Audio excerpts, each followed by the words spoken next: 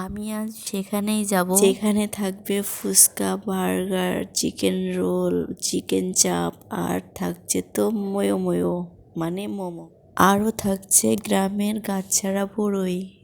আসসালামু আলাইকুম এভরিওয়ান, সবাই কেমন আছেন? আলহামদুলিল্লাহ আমি ভালো আছি।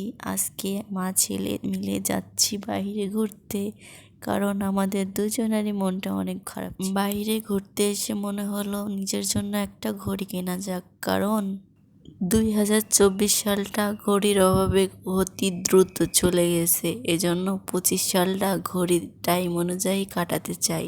এজন্য ফার্স্টে একটা ঘড়ি চয়েস করছিলাম। এদিকে তো ঘড়ি কিনতে গিয়ে মহা ঝামেলায় পড়ছি। ফার্স্ট টাইম ঘড়ি পরবো, কোনটা নিব কনফিউজ ছিলাম। তারপরে এদিকে তো ছেলেরও বায়নার শেষ নেই। ফাইনালি এই ঘড়িটা চয়েস হলো। তারপরে গেলাম চুড়ির দোকানে। শুধু ঘড়ি পরলেই হবে? মেয়ে মানুষ, চুড়ি তো পরাই লাগে।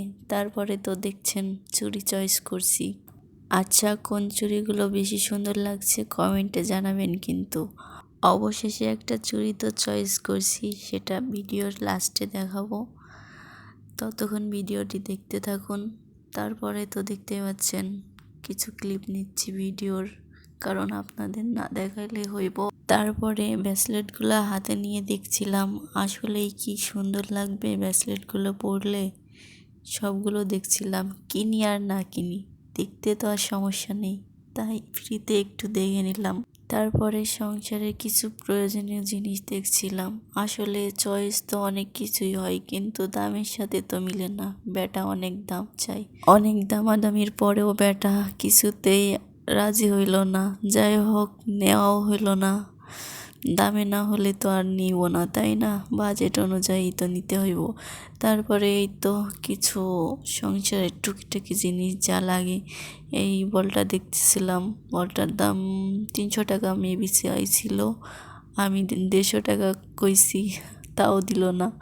আসলে জিনিসের এত পরিমাণ দাম। পরে মনকে বুঝ দিতে না পেরে ভাবলাম এক প্লেট ফুচকা খাই নাগামরিচ দিয়ে। আর এদিকে তো দেখছি গাছছাড়া বড়ইও বিক্রি করছে, দেখতে সুন্দর যেমন, খাইতেও অনেক সুস্বাদু ছিল।